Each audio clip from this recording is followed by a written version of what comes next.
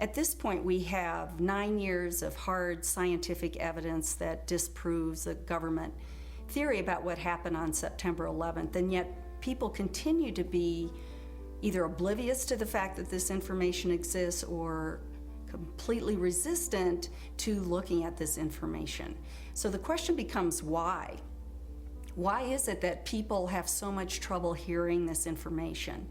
From my work, I think we would be remiss not to look at the impact of trauma. My name is Marty Hopper, and I'm a PhD clinical psychologist. I've been working and living for the past 30 years here in Boulder, Colorado. For the past 11 years, my work has focused on helping people who have experienced personal trauma. Now, as we know, the horrors of what happened on 9/11 were televised all over the world, and they were televised, in fact, live. We witnessed the deaths of almost 3,000 of our fellow Americans. We know this had a very severe and traumatic impact on a majority of the population. I myself cried for weeks after September 11th. A friend of mine who is a psychologist in practice here in Boulder said that her caseload increased tremendously after 9/11, and people that she hadn't seen in 10 years were coming back into her practice. So I think it's safe to say that collectively as a nation, because of what happened on September 11th, we experienced trauma. I'm Fran Schur, and I have a master's degree from the University of Colorado. I've had a private practice as a psychotherapist and as a licensed professional counselor for about 20 years. Why do people resist this information, the information that shows that the official story about 9/11 cannot be true? What I've learned is that as humans, each of us have a worldview, and that worldview is usually formed in great part by the culture we grow up in. When we hear information that contradicts our worldview, social psychologists call the resulting insecurity cognitive dissonance. For example, with 9/11, we have one cognition, which is what the official story of 9/11, what our government told us, what our media repeated to us over and over, that 19 Muslims attacked us.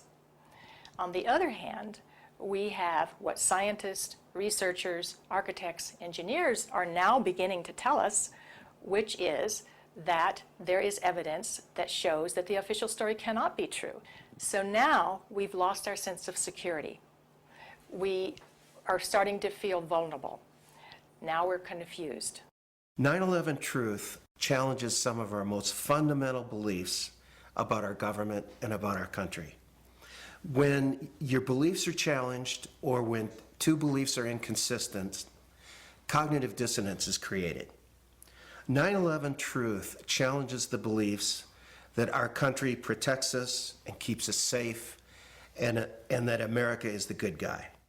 My name is Bob Hopper, and I have a PhD in clinical psychology from the University of Cincinnati. For the past 29 years, I've been a licensed PhD clinical psychologist in Boulder, Colorado. When your beliefs are challenged, fear and anxiety are created. In response to that, our psychological defenses kick in, and they protect us from these emotions. Denial, which is probably the most primitive psychological defense, is the one most likely to kick in when our beliefs are challenged. I'm Danielle Dupré, PhD, originally from Switzerland, where I studied psychology and psychoanalysis. For the past 15 years, I've been empowering people who have experienced significant trauma. America is a powerful nation. It has never been attacked. We were confident, we felt secure, and all of a sudden that security collapsed. People started to be fearful. With all those rumors, those news, people didn't know what to think about. And it's a very, very uncomfortable state to be in. And eventually, our mind shuts off. Just like when a computer is overloaded, our minds get overloaded. We can't handle it anymore, and we shut down. It's easier to deny it and move on with our lives. What some of us will tend to do is deny the evidence that's coming our way and stick to the original story, the official story. and to try to regain our equilibrium in that way.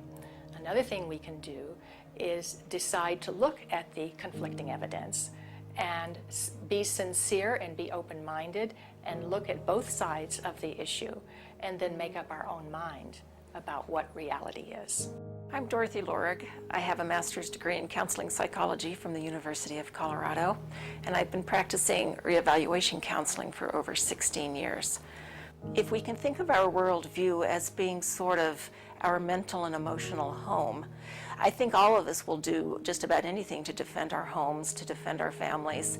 And so I see that with people, and I saw that with myself when my brother tried to talk with me about it, of don't mess with me, don't mess with my home, don't mess with my comfort with how things are.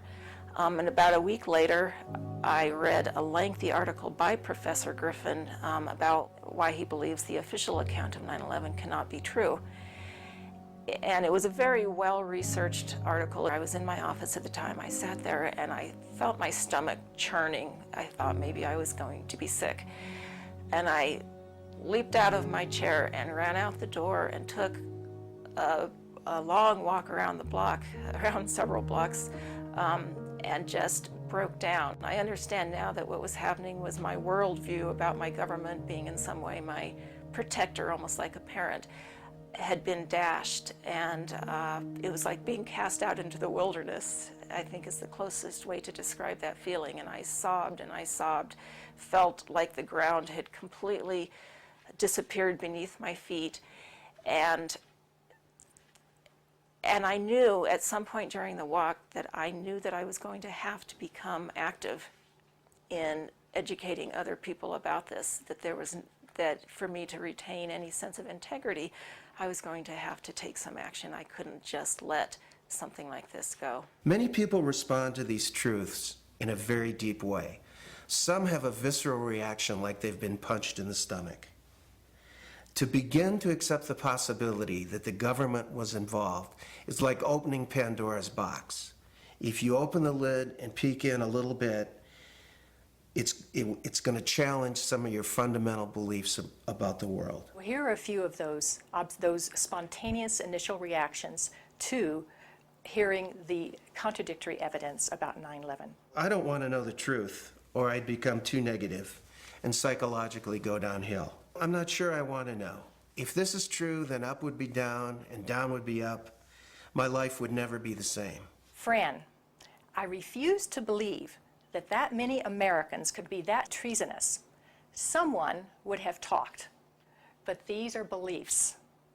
They are not scientific facts, but these beliefs do keep us from looking at the empirical evidence. I'm David Ray Griffin. I taught philosophy of religion and theology at the Claremont School of Theology and Claremont Graduate University. I published about 35 books in my field, but then starting in 2004, I started publishing about 9/11, and since that time I have published 10 books about 9/11.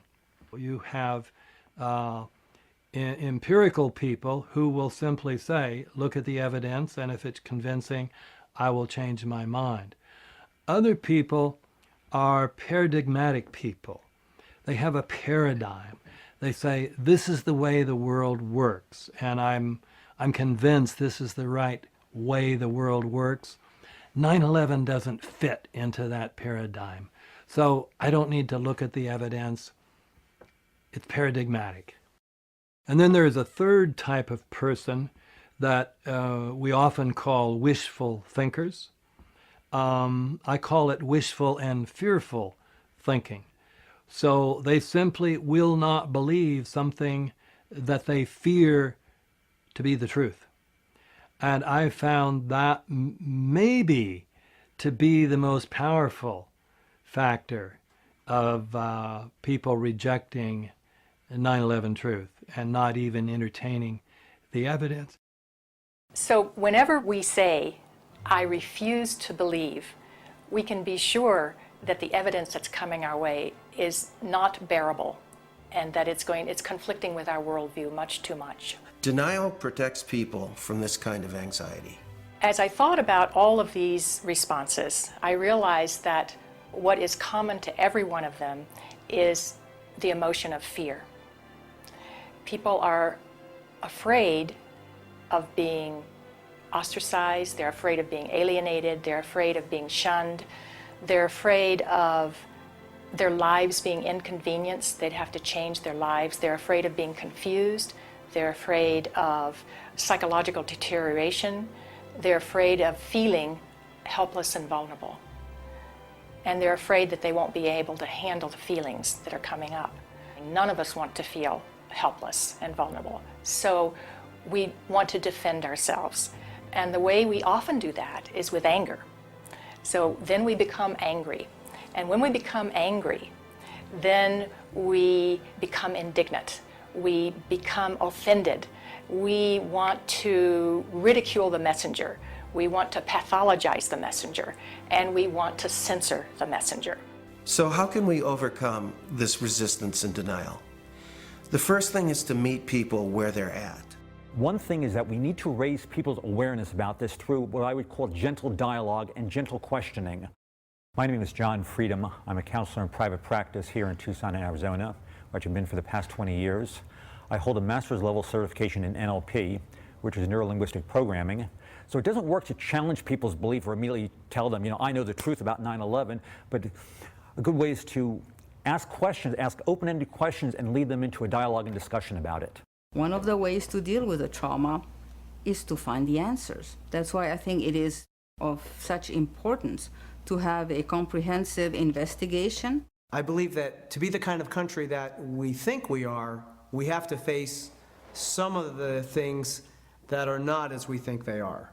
I'm Robert Griffin. I am a licensed psychologist practicing in Pennsylvania for 25 years. I am a member of Psychologists for Social Responsibility, and I am past president of the Northeastern Pennsylvania Psychological Association. Thinking that we're above such things, that it could happen in other countries, but it couldn't happen here, that's a lack of humility, and that's excessive pride. And so not being able to see our dark side or our weaknesses is the most dangerous thing. The observation that pride is one of the basic human flaws is absolutely correct. This is especially true for Americans because we for a long time looked at other nations and say, oh, they're in such bad shape, but luckily we don't have those problems. We don't have leaders who would do those things that were done in the Soviet Union, or done in Germany, or done in Japan, and on down the list. So this is a type of pride that Americans have. A feature of American history that makes us particularly liable to this pride is this notion that's called exceptionalism, that America is the exceptional nation. And that began from the beginning. As this country was formed, the people would say, well, there was so much evil in the European countries, so much cheating, so much lying, so much using the people for the rulers' purposes, but not in America. We have leaders that are free from those sins.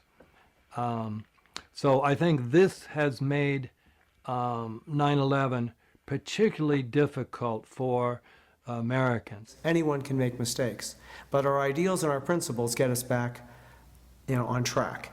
This is one of the defining issues of our time. So we need to understand that questioning is patriotic. Questioning is what we're supposed to do as citizens. That's our duty. When we come to the national level, when something like 9/11 happens, we need to be sure that we have a real investigation into who the perpetrators are, And then we need to be sure that those perpetrators are held legally accountable. It's part of the healing process on the individual level as on the collective level. We need the truth in order to heal.